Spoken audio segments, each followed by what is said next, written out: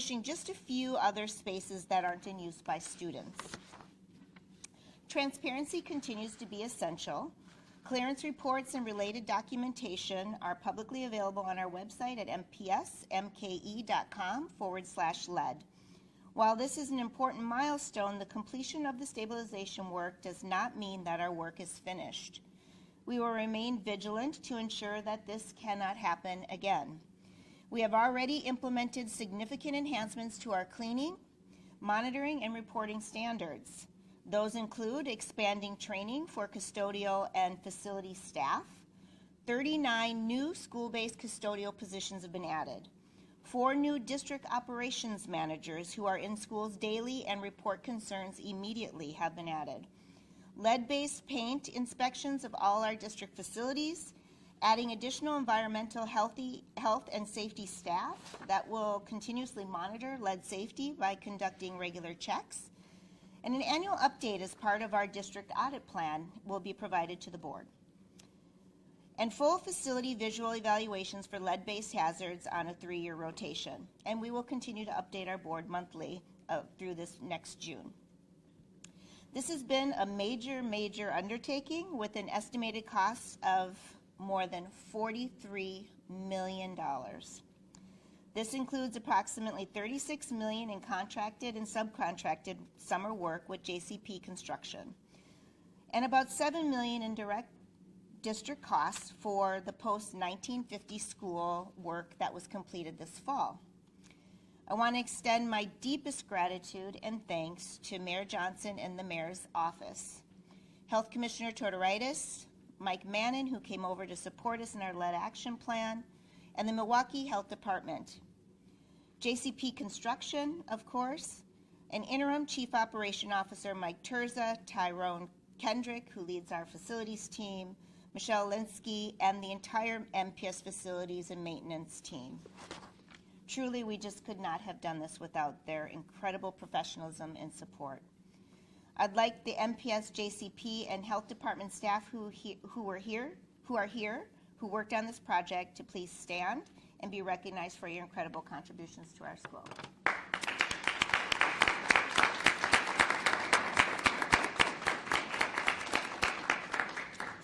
I also want to thank our families.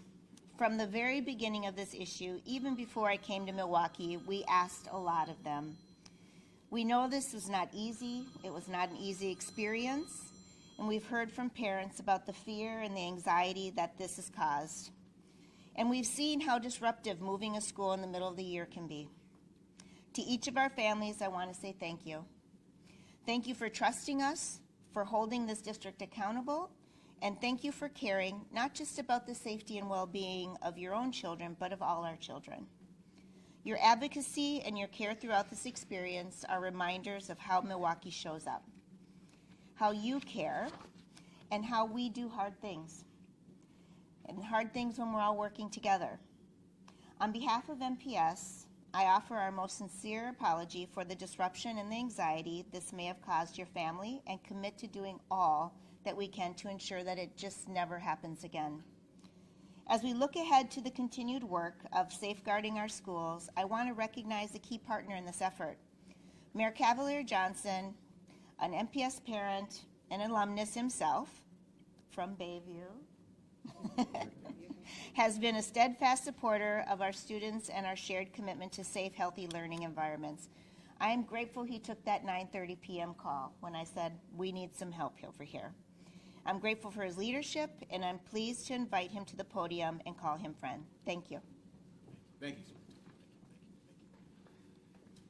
Well, thank you so much, Superintendent Caselius. It's really a pleasure to be with you, and not just with you, with all of our partners. I know you just gave a shout out to all of them who helped to make this day possible. I, again, want to just recognize all of our partners that helped us to bring us to this day. So please give them another round of applause. I think it's duly noted and needed.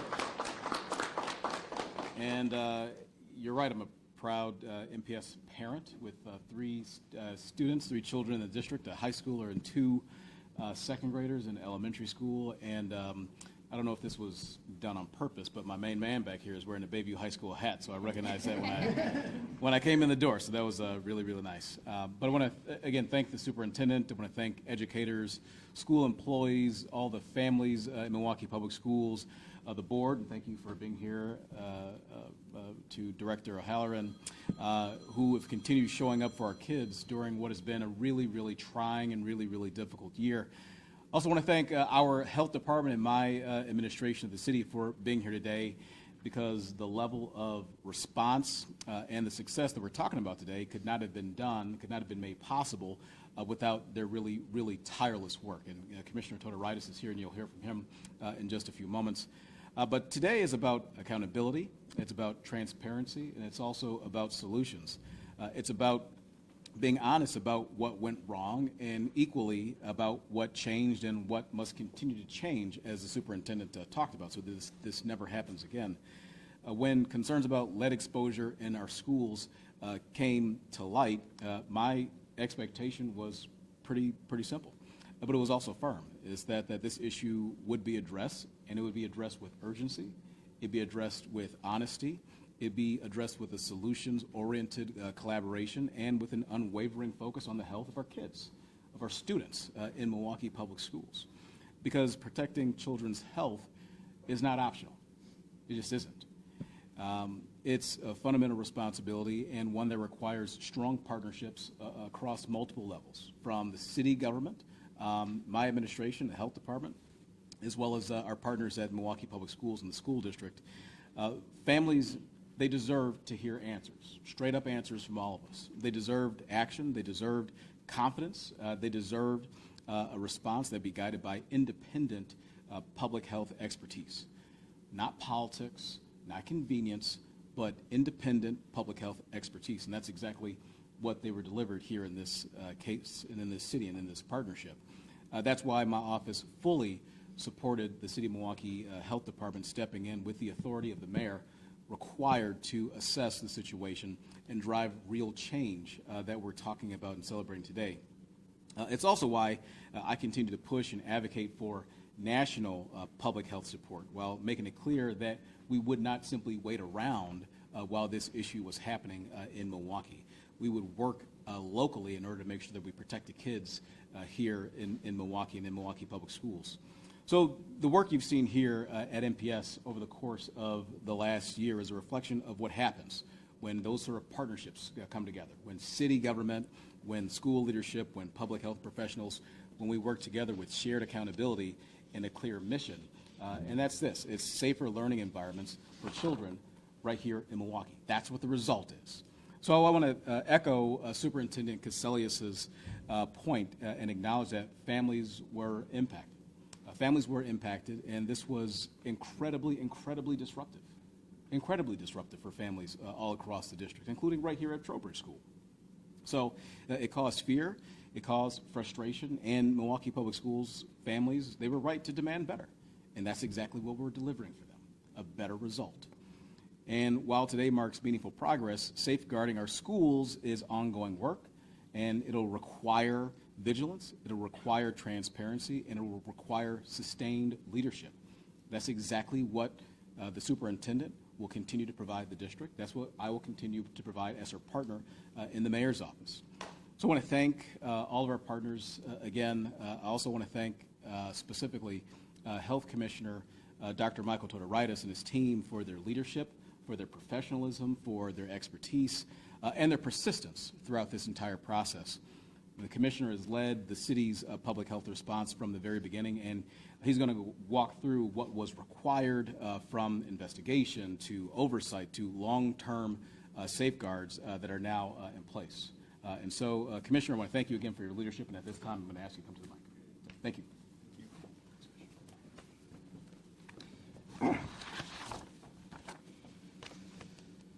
Good afternoon, everyone.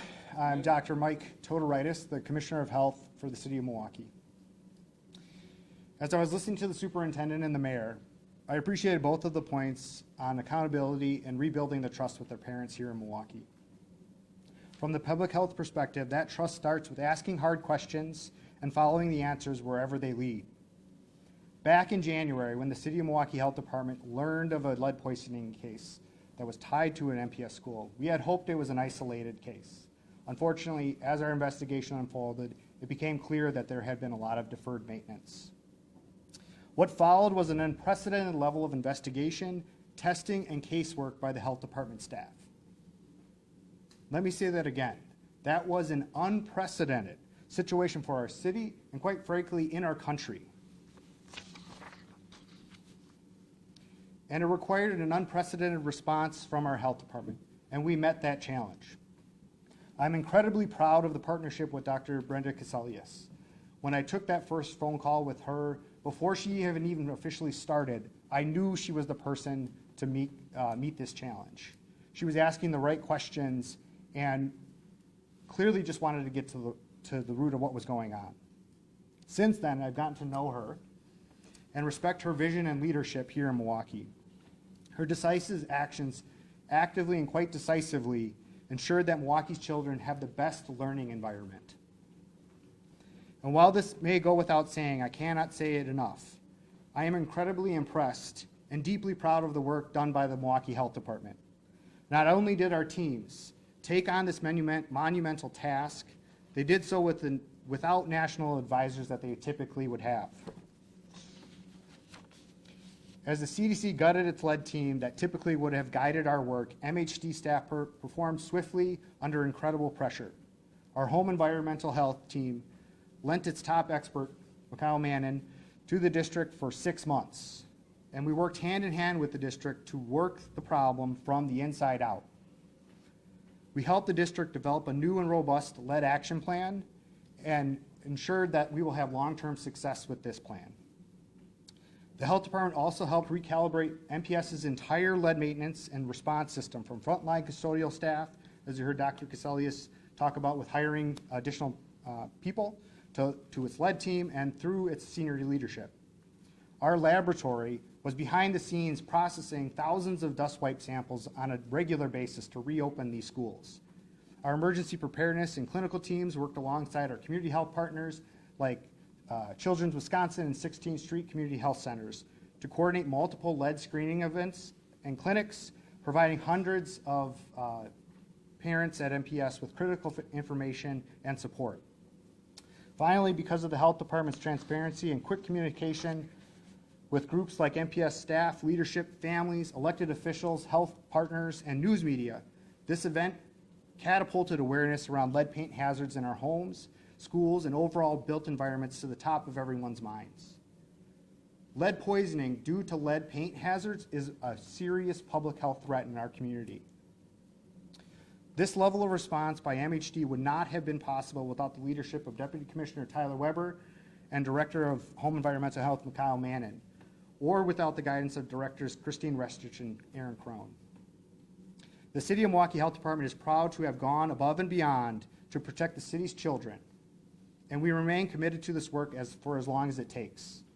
Thank you, and I want to bring up MPS School Board Director Megan O'Halloran.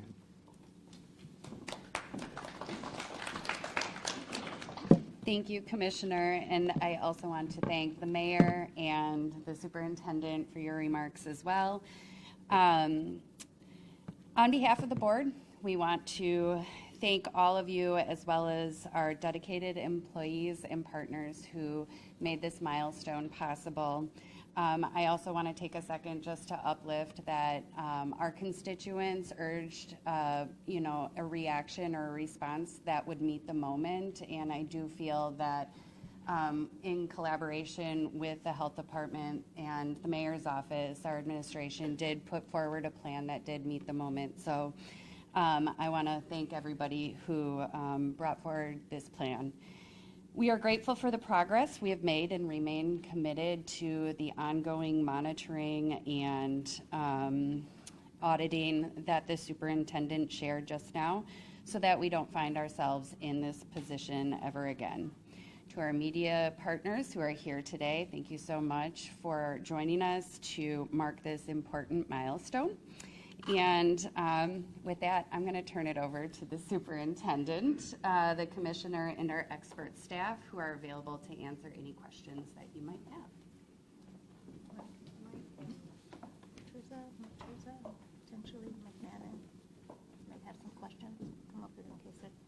I'll take the easy ones, they'll take the hard ones. I know, Tyrone, so. Superintendent, what agency, is it the health department that oversaw the testing to give the green light of these 99 schools? We had actually two oversight bodies. One was the state and also the health department.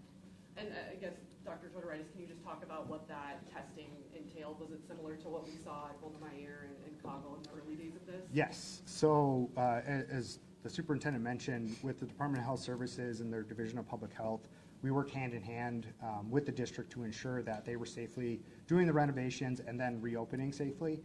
So it was a multi-tiered approach where we ensured they were following the protocols to do the work safely and then reopen safely.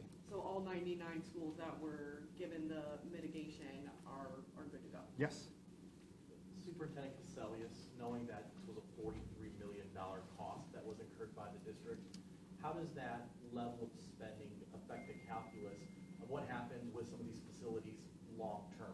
Not necessarily the decision of what gets merged, what gets closed, but eventually these are buildings under your umbrella. Knowing that you've made this investment, how does that affect what you want to do with those buildings on the back end of whatever ends up happening? Yeah, we did not anticipate this level of a cost. And originally, we were looking at about $25 million, and it ended up being about $43 million. Our buildings are just older, and they needed a lot more repair than what was anticipated. And then, of course, we had the floods, and we had the heat, and there were a number of setbacks this summer, but we still, with all of that, we're able to open up school on the first day of school. So I'm just so proud of this team.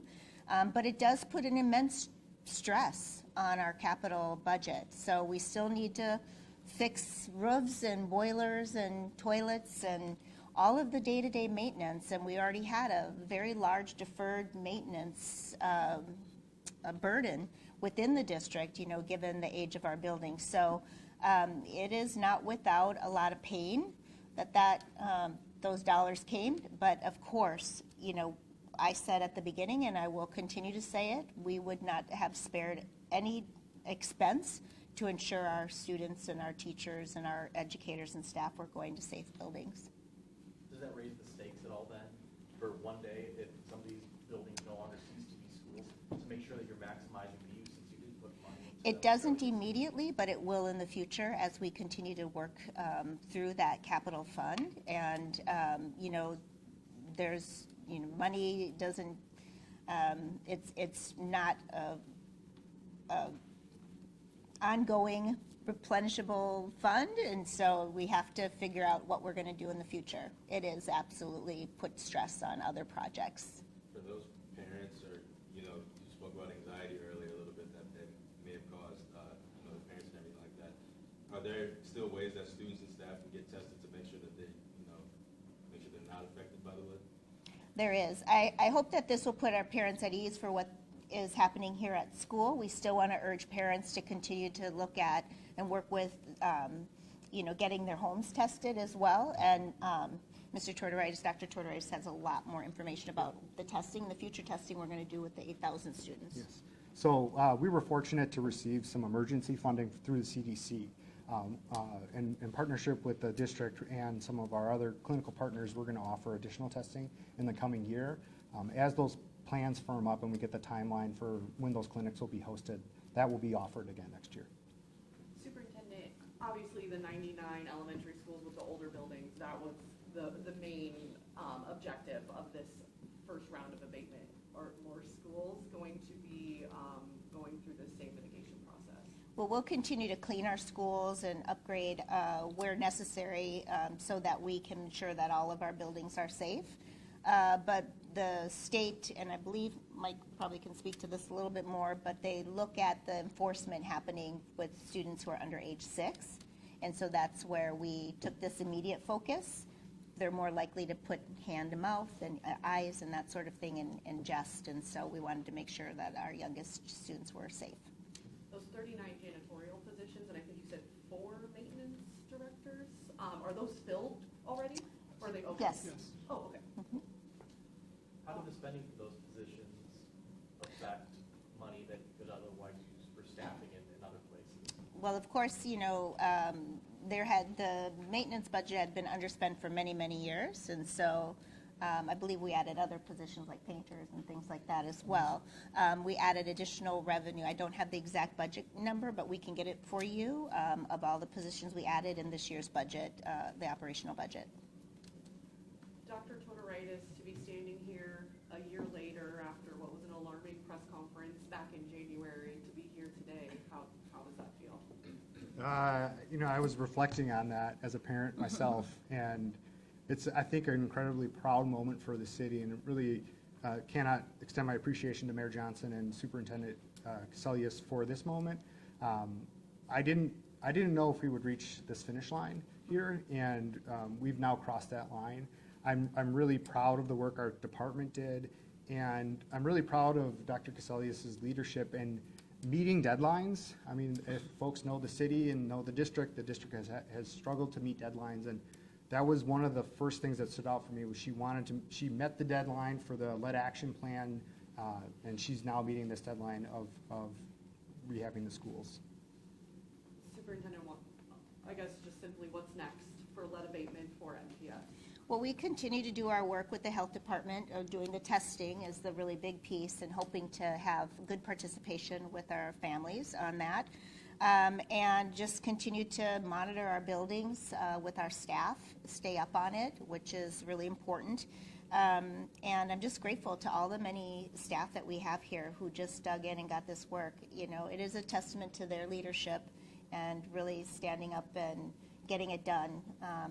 And our kids needed it, and they deserve to have facilities that are beautiful, that are clean, and that are safe. What kind of monitoring will you guys be doing in the future, just so avoid all this? Well, all of our custodial staff is trained, and they will continue to get training and updates, and principals are more vigilant. Work orders now are, if there's a lead work order, it is treated as an emergency and gets filled right away. And so, you know, there's prioritizations on how those work orders happen, and so it's just incredibly important that we continue to monitor that and report out transparently to our board and to the public about our progress. Can I jump in 1 second? Yeah. Also, the board took action in June to approve an annual audit plan, and this has been added to the annual audit plan.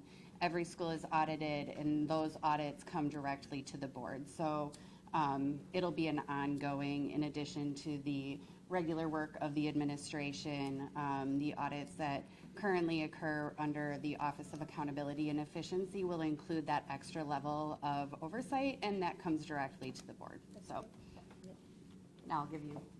Great. Dr. Totoritis, have there been any new cases possibly linked to any other MPS schools since we last? No. Dr. Totoritis, you mentioned that Milwaukee was kind of on its own with the loss of the lead unit at the CDC. Are students across the country less safe from a public health perspective now that this lead unit does not seem to be coming back? So they actually were reinstated. So after a lot of the national attention that I think, frankly, this story got, there was a lot of pressure on Secretary Kennedy's administration to reinstate the lead prevention program. So we've been in contact with those folks since, I believe, the summer when they were reinstated. So I'm confident that we'll be in a good place, but if we've learned anything in this last 10 months, that we expect the unexpected. So in this moment, we're good, but I'm nervous about what comes next. Apologies, I did not know that. Can you speak a little bit to the disruption? It seems like it wasn't that long, but where did it leave Milwaukee's lead response with the disruption from the federal level? So with the rifts that happened, the entire team that we have been working with since January was eliminated. And really it was reestablishing the relationship, and some of the staff that had been with us at the beginning had left the CDC. They moved on to other jobs, as you would expect when someone's laid off. But we also had a really good kind of reinvigoration of that relationship, and then obviously they're supporting us financially next year for lead screening. So I'm feel better about the situation moving forward, but again, that could change tomorrow or even today. So we always, try to get the work done as quickly as we can because we don't know what's coming next. Is there any good that could come of this? I mean, this was story, both here in the city, but also nationally, really. And not only does Milwaukee have old schools, it has old homes, and kids live in these homes. So could we get any kind of federal grants or federal money to help lead abatement, in homes? Yeah, two parts to that. One is the public health response. So that's something that we're actually working with the Epidemiologic Intelligence Service, or the CDC's kind of like disease detectives, to actually document and publish what we did in our response, because we're quite proud of the work that we did. The other side of that is continuing to draw attention to lead paint hazards in our homes here in our city. There's a really wide array of housing stock, and unfortunately, a lot of the homes have lead hazards. We were just awarded another HUD grant to do continued lead abatement here in the city, but we're really looking at the long-term fiscal landscape for how we do abatement, because our ARPA allocation that we were relying on, that sunsets at the end of next year. So we're really doing some long-term visioning and planning with a consultant that we hired, and we're optimistic that we can have a good blueprint for where we go. Dr. Todoritis, would you say that this entire episode is a cautionary tale, to use the term deferred maintenance, of what happens if an institution chooses to scale down its maintenance resources? Yes, and again, that was a concern of ours when we first got into the first building, and then obviously it came to the full scale that it was. But again, through Dr. Caselius' leadership, really we're able to turn the table and turn the page on this chapter for the district. Get one group photo of everyone, and then media who are interested, there's an opportunity to get classroom footage on the first floor. So if everyone, all the staff, everyone